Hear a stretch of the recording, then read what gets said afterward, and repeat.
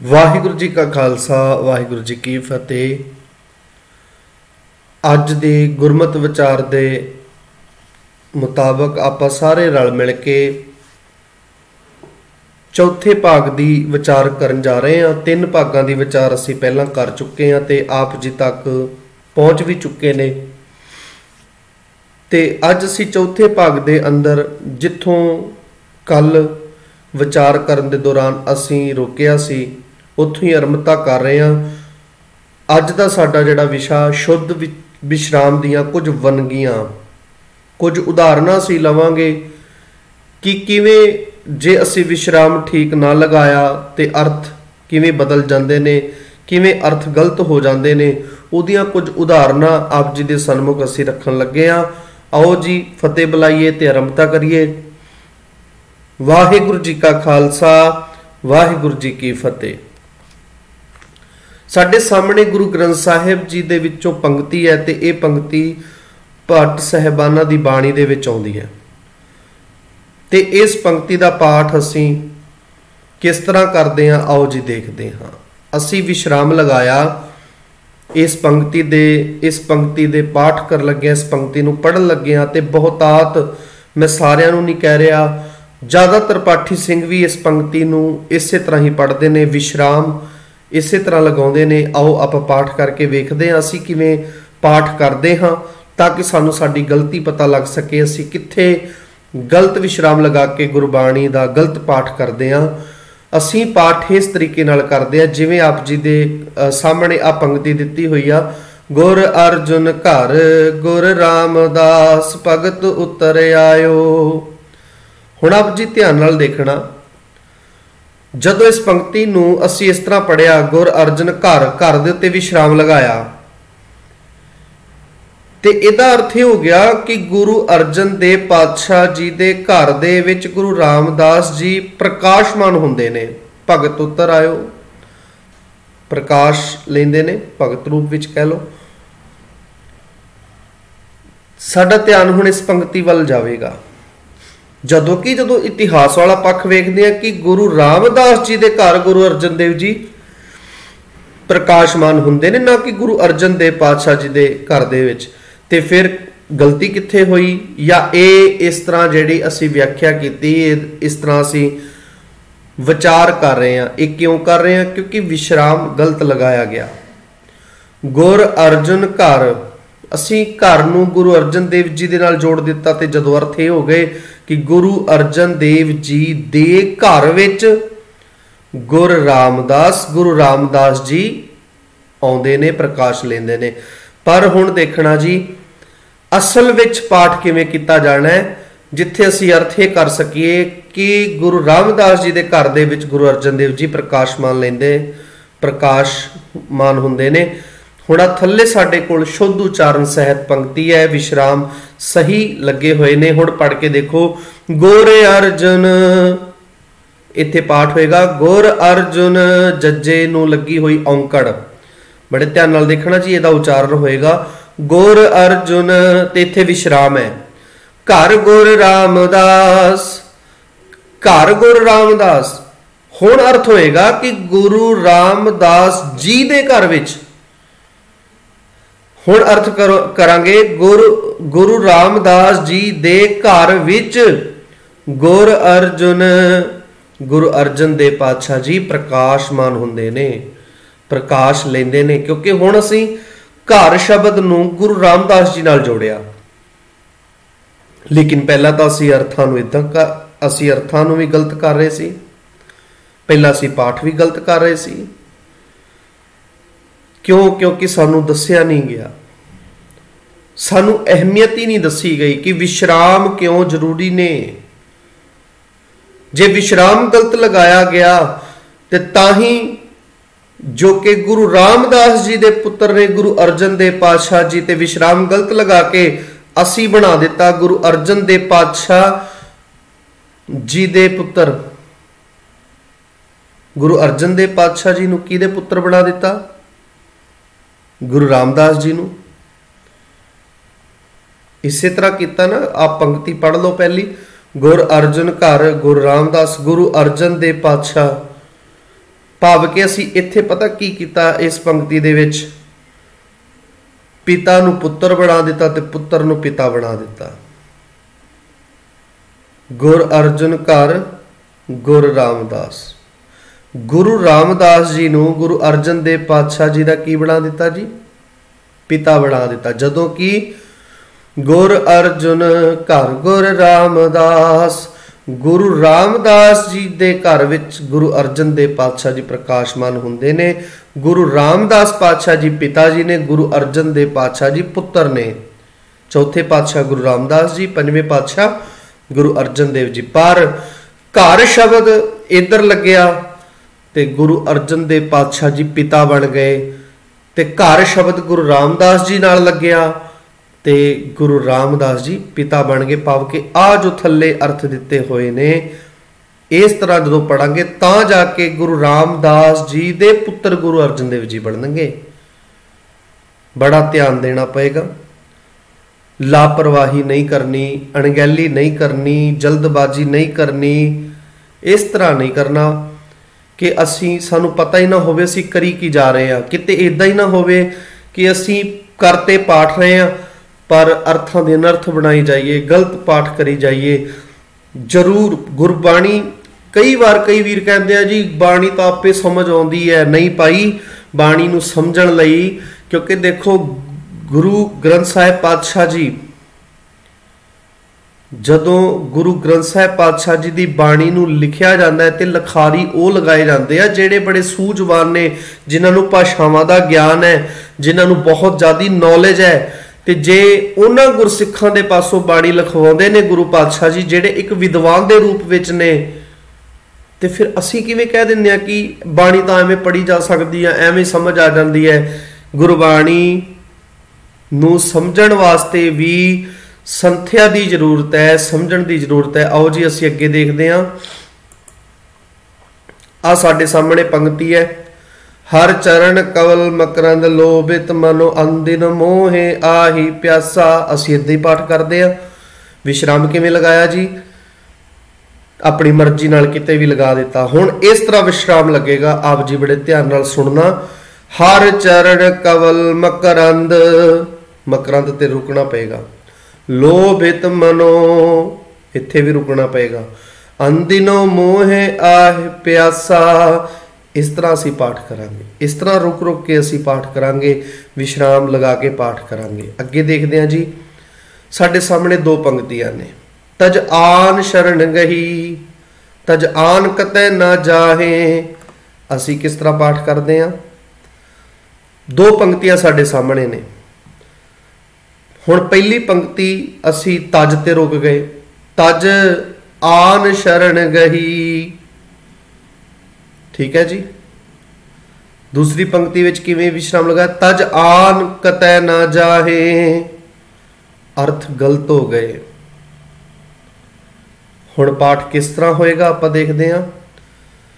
तज आन, पहली पंक्ति दे अंदर आन ते विश्राम लगेगा। तज आन शरण गही, पहली पंक्ति विच आन शब्द अन्य तो बनया। हिंदी का अन्य शब्द है अन्य। अन्य शब्द असीं वरतदे आ भी किसी होर, कोई होर, जिदा कहने आ कि अन्य लोग। अन्य शब्द जादियां वास्ते वरत्या जाता है। अन्य लोगों से, अन्य किसी होर दे लई असीं शब्द वरतदे आ।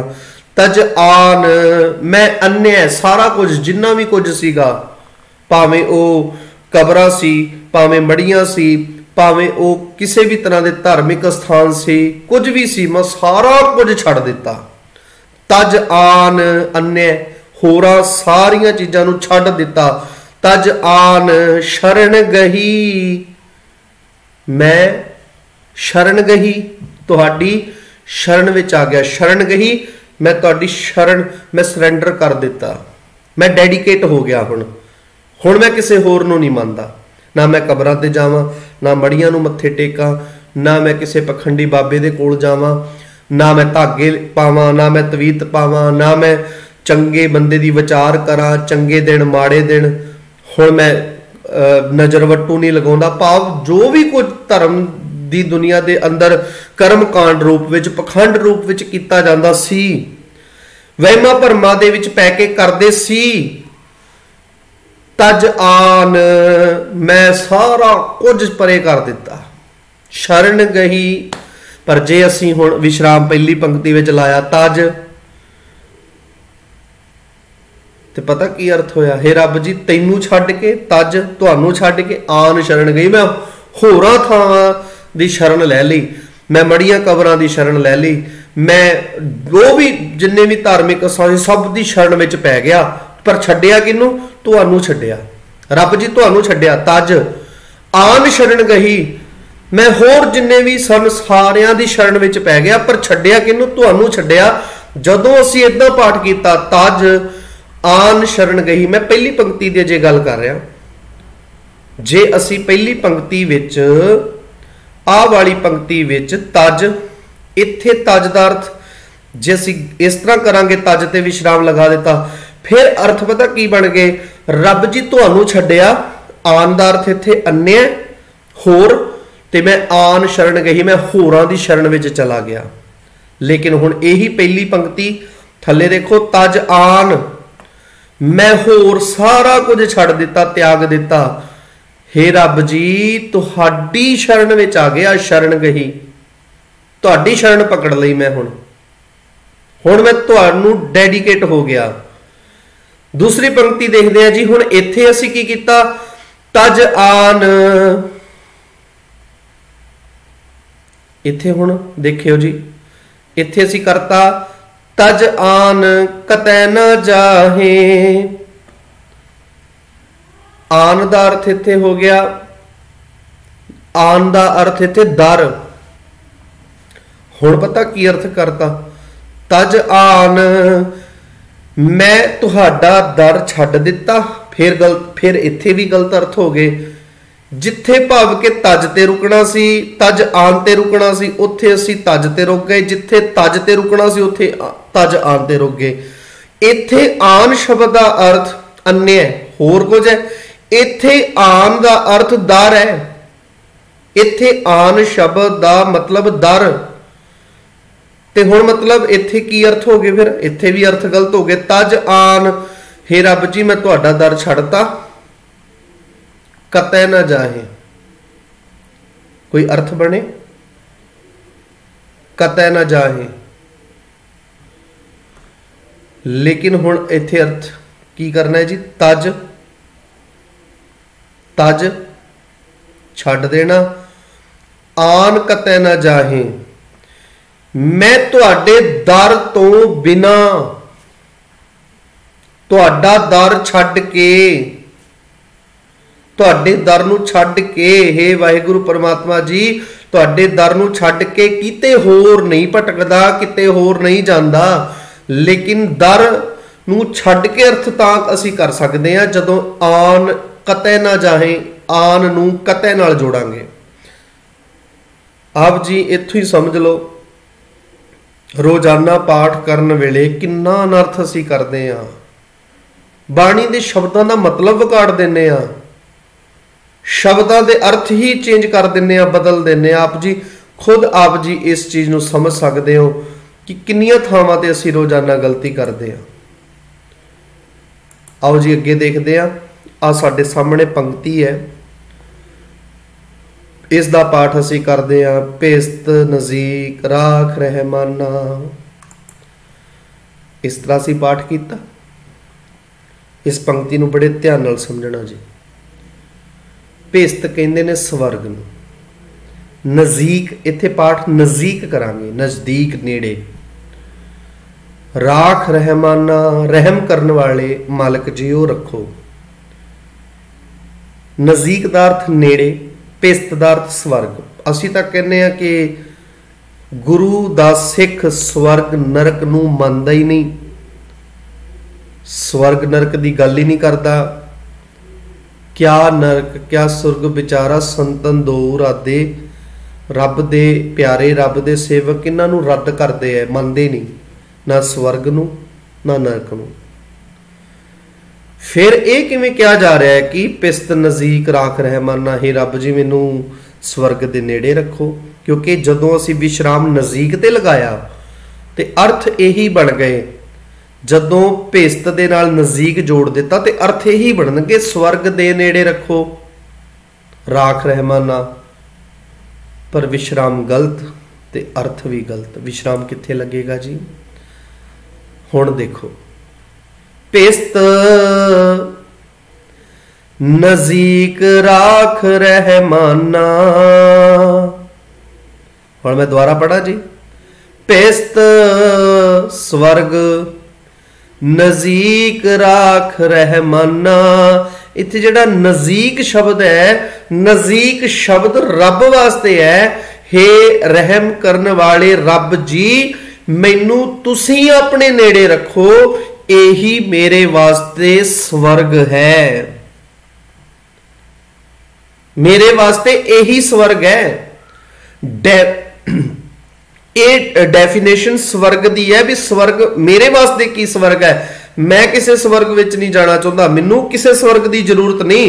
नज़दीक राख रहमाना, हे रहम करने वाले मालिक जी, रब जी, तुसी मैनू अपने नेड़े रखो। तुहाडे नेड़े रहना, तुहाडे कोल रहना ही मेरे वास्ते की बन गया? भेस्त। ਇਹਦਾ अर्थ हो गया कि मैनू ਜਿਹੜੇ आ बनाए हुए स्वर्ग नरक ने ना, मैनू इन्हां दी जरूरत नहीं, मैं इन्हां दी मंग नहीं करदा। तुहाडे कोल रहना ही मेरे वास्ते ते स्वर्ग दे बराबर है। भाव के दर्जा दे दिता कि रब जी तुहाडे कोल रहना, तुहाडे नेड़े रहना ही मेरे लिए स्वर्ग रहने दे बराबर है। जिवें असीं कह नहीं दिंदे भी फलानी जगह ते तां जी स्वर्ग है। हुण वो स्वर्ग थोड़ी है, स्वर्ग नरक किन्ने देखिया ते ना ही हुंदा है। भाव के एक रमणीक जगह, एक सुंदर प्लेस, सुंदर जी थां, सुंदर जी जगह नूं देख के बंदा रह नहीं सकिया, ते जदों असीं कंपेयर कर दिंदे आ भी वो जगह ते जी स्वर्ग तो भी सोहनी है। ते रब जी तुहाडे नेड़े रहना, भाव लोकां वास्ते स्वर्ग कोई खास चीज होएगी, खास जगह होएगी, धर्म की दुनिया के अंदर कोई खास थां होएगी, मैनू कोई मतलब नहीं। पर मैनू तुहाडे कोल रहना, तुहाडे नेड़े रहना, तुहाडी शरण विच रहना ही मालक जीओ मैनू इंज लगदा जिवें मैं स्वर्ग विच होवां। लेकिन जे तुसीं इत्थे विश्राम नज़दीक ते लगा दिता ना, फिर समझो जी तुसीं गलत अर्थ करते। ते गलत अर्थ की बने कि गुरु दा सिख स्वर्ग दी मंग कर रहा है, क्योंकि सानू दस्सिया नहीं गया। आ पंक्ति साडे सामने है, विद्या विचारी तां परोपकारी। किवें पढ़दे हैं जी असीं? विद्या विचारी तां परोपकारी। गलत अर्थ। विद्या विचारी, हुण शुद्ध उच्चारण की है? विद्या विचारी तां।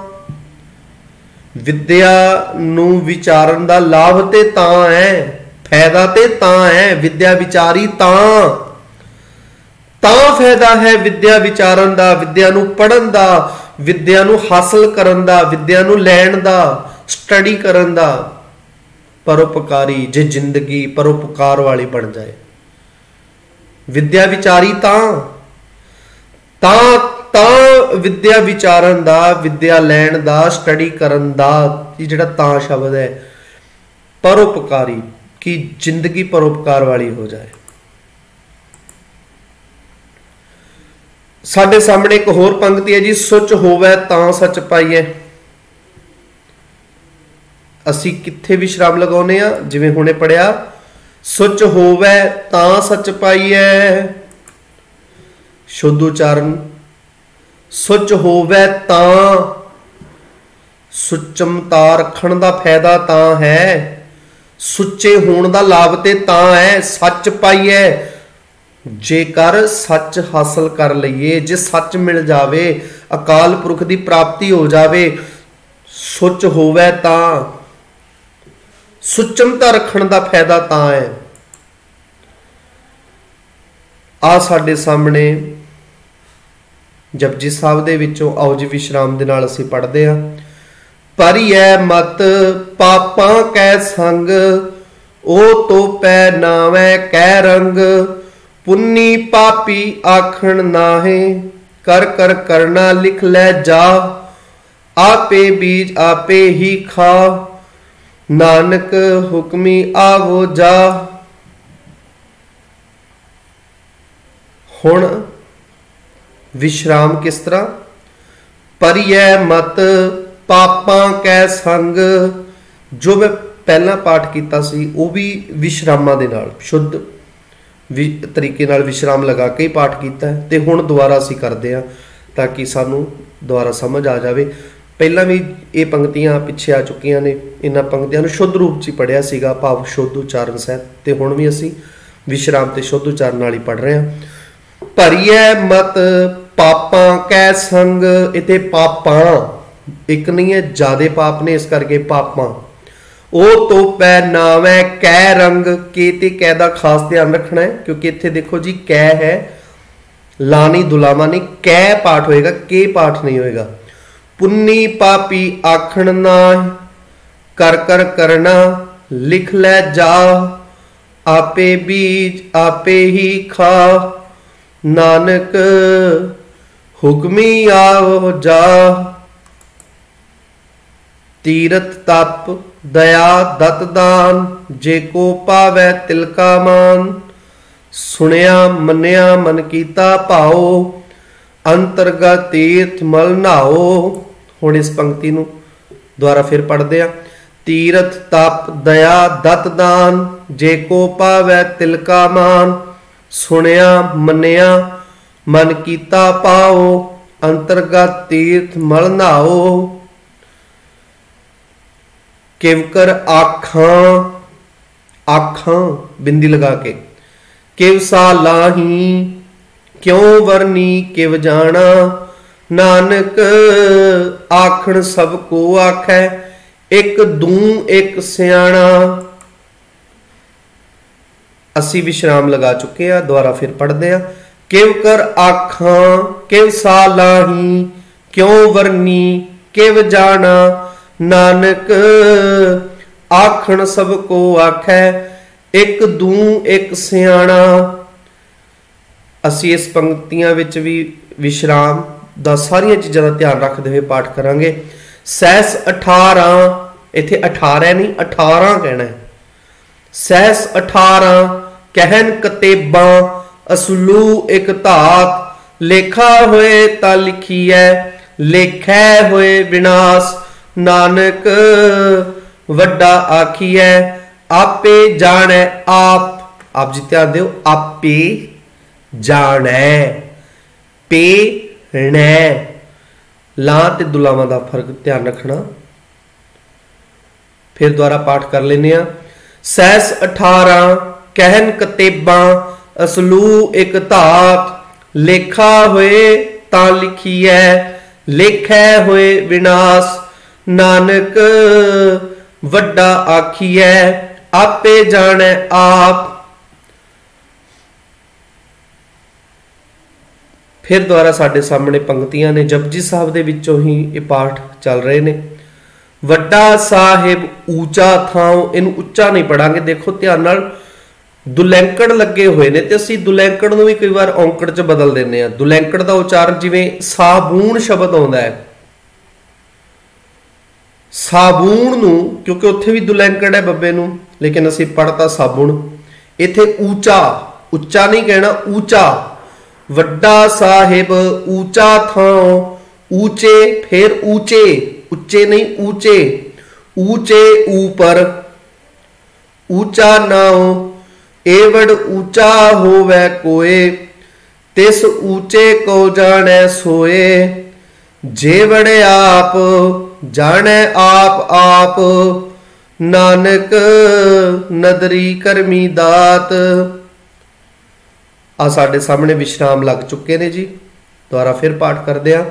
वड्डा साहिब ऊंचा थाओ, ऊंचे ऊपर ऊंचा नाओ। एवड़ ऊंचा होवे कोय, ते सूचे को जाने सोए। जेवड़ आप जाने आप आप। नानक नदरी करमी दात। साडे सामने फिर पाठ है जी। एते कीते होर करे, ता आख न सकै केई के। जेवड़ पावै तेवड़ होए, नानक जाने साचा सोए। फिर द्वारा पाठ कर लीए। एते कीते होर करे ता आख न सकै कई के, जेवड़ भावै तेवड़ होए, नानक जाने साचा सोए। दो पंक्तियां साडे सामने ने। गावै तुहनो पाउण, पवन ते पाउण का ध्यान रखना। जे वावे नाल है, इत्थे पप्पे तो बाद वावा होवे ते पवन कहना है, असीं इकट्ठा कर दिंने आ। ध्यान दिओ जी, इत्थे हुण तुधनो नहीं हैगा, तुहनो, तुहनो तुधनो, ये भी ध्यान रखना है। पाउण पवन, इन्हां दा ध्यान रखना है। कई बार जदों असीं ये पंक्तियां पढ़दे आ ना, ते तुहनो दा तुधनो ही बना दिंने आ ते पाउण दा पवन बना दिंने आ, क्योंकि साडी जुबान ते पवन ही चढ़िया है। लेकिन जदों ऊड़े नूं औंकड़ है ते फिर पाउण कहना है, पाउण। गावै तुहनो पाउण पानी बैसंतर, गावै राजा धर्म। आ पंक्ति विच बहुत असीं गड़बड़ करदे आ। गावै राजा, असीं पाठ करदे आ गावै राजा धर्म दुआरे, असीं कीता अर्थ कि राजा गा रहा धर्म दे द्वारे, पर नहीं जी, गावै राजा धर्म। राजा धर्म इकट्ठा है, अलग अलग नहीं है। ध्यान देना, राजा धर्म अलग अलग नहीं, इकट्ठा है। ते इहदा जदों उल्टा करांगे, राजा धर्म, धर्म राजा धर्म नूं उल्टा कर दो, की बनेगा? धर्म राज। राजा धर्म उल्टा करोगे धर्म राज बनेगा। ते इत्थे राजा धर्म दा अर्थ धर्म राज है। ते कहना की चाहुंदे ने सतगुरु जी? गावै राजा धर्म, धर्म राज गा रहा है। कित्थे जी? दुआरे। हे रब जी, तेरे द्वार ते धर्म राज भी गा रहा है। पर जे असीं विश्राम राजा ते लगा दिता ते अर्थ हो गए गावै राजा। कोई राजा है भी वो गा रहा है, कित्थे जी? धर्म दुआरे। धर्म दे द्वार ते कोई गल नहीं बनी, कोई अर्थ नहीं बनया। जदों असीं इदां पाठ करांगे, गावै राजा धर्म, धर्म राज गा रहा है। कित्थे गा रहा है? दुआरे। धर्म राज ते विश्राम जरूर देना इस पंक्ति विच। द्वारा आप जी देख लो। गावै तुहनो पाउण पानी बैसंतर, गावै राजा धर्म। फिर द्वारा गावै राजा धर्म, धर्म राज गा रहा है। कित्थे? दुआरे। रब जी तुहाडे दरबार विच, तुहाडे द्वार ते धर्म राज भी गाउंदा है। साडे सामने फिर पाठ है। आसन लोए लोए भंडार, जो किछ पाया सोए का वार, कर कर वेखै सिरजनहार, नानक सच्चे की साची कार। आदेश तिसै आदेश, आद अनील अनाद अनाहत, जुग जुग एको वेस। फिर द्वारा साडे सामने विश्रामां दे नाल है, ते पहला भी असीं पाठ विश्राम लगा के कीता। आसण लोए लोए भंडार, जो किछ पाया सोए का वार, कर कर वेखै सिरजनहार, नानक सच्चे की साची कार। आदेश तिसै आदेश। इत्थे आदेश नहीं कहना, आदेश, बिंदी नहीं लगेगी। आदेश नहीं, आदेश। आदेश दा अर्थ नमस्कार। आदेश तिसै आदेश। आद, आ सारे शब्द अलग अलग करके पढ़ने ने। आद मुढ़ तो, अनील अनाद अनाहत, जुग जुग एको वेस। एक दूं जिभों लख हों, लख होवै लख वीस, लख लख गेड़ा आखियां, एक नाम जगदीश। ए तरा पत पवड़ियां, चढ़िए हुए 21, सुन गल्लां आकाश की, कीटां आई रीस। नानक नदरी पाई है, कूड़ी कूड़ै ठीस। विश्राम लग के साडे सामने पाठ है, जिवें असीं पिछे पढ़िया उदां ही है, क्योंकि दो रूप तां दिते हुए ने। हर वार स्लाइड विच दो दो बार तां रहा है। पहली स्लाइड विच दस्सिया जांदा है कि असीं मिक्स करके जां इकट्ठा जा करके किवें बोल दिंदे आ, ते बाद विच इस करके दिखाया जांदा है कि विश्राम लगा के किवें पाठ करना है। एक दू जीभों लख हों, लख होवै लख वीस, लख लख गेड़ा आखियां, एक नाम जगदीश। ए तरा पत पवड़ियां, पवड़ियां, पौड़ियां नहीं, पवड़ियां, चढ़िए हुए 21, सुन गल्लां आकाश की गल्लां। सुन गल्लां आकाश की कीटा आई रीस, नानक नदरी पाईऐ कूड़ी कूड़ै ठीस। साडे सामने पंक्ति है जी।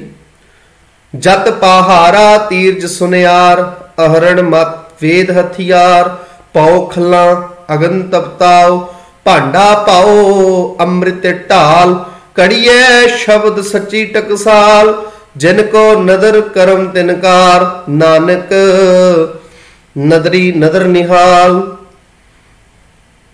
जत पहारा तीरज सुनियार, अहरण मत वेद हथियार, पौ खला अगन तपताओ, भांडा पाओ अमृत ढाल, कड़िए शब्द सच्ची टकसाल, जिनको नदर करम तिनकार, नानक नदरी नदर निहाल। जिनी नाल ते आया गए मशक्कत काल, मस्कत नहीं मशक्कत, मशक्कत। नानक ते मुख उजले, नानक ते मुख उजले नहीं, नानक ते मुख उजले पाठ नहीं, नानक हे नानक ते मुख उजले केती छुट्टी नाल। आप जी देख सकते हो, नानक ते मुख उजले केती छुट्टी नाल। साडे सामने फिर पंक्तियां ने जी, पाठ करके असी फिर अगे देखते हैं। केते पवन पानी वैसंतर, केते कान महेश, केते बरमे काड़त कड़ियां रूप रंग के वेश, केतियां करम भूमि मेर केते, केते तूप देश, केते इंद चंद सूर केते, केते मंडल देश, केते सिद्ध बुध नाथ केते, केते देवी वेश, केते देव दानव मुन केते, केते रतन समुंद, केते पवन पानी वैसंतर, केते कान महेश। आ केते शब्द पवन पानी वैसंतर नाल जुड़ेगा। केते बरमे, इत्थे जिहड़ा केते है बरमे नाल, काड़त कड़ियां रूप रंग के वेश, केतियां करम भूमि मेर केते, मेर केते ते रुकना है जी, इत्थे विश्राम। मेर केते, केते तूप देश, केते इंद, इंद चंद सूर कट्ठा नहीं, केते इंद चंद सूर केते, केते मंडल देश, केते सिद्ध बुध नाथ केते, केते देवी वेश, केते देव दानव मुन केते, केते रतन समुंद। इस तरह पाठ असी करांगे जी।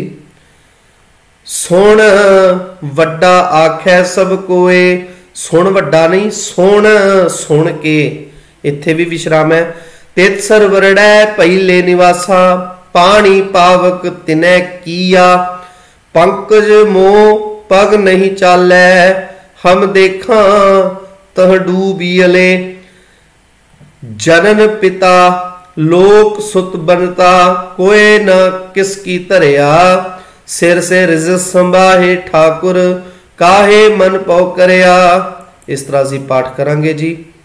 अज दा ये जो चौथा भाग है, असी गुरबाणी विचों पंक्तियां लैके शुद्ध विश्राम ते विश्राम सही थां ते ना लगण करके जो साडे नुकसान ने वो आप जी दे सरमुख असी रखे ने। चौथे भाग की समाप्ति है जी, ते कल पंजवें भाग की आरंभता करांगे जी। वाहिगुरू जी का खालसा, वाहिगुरू जी की फतेह।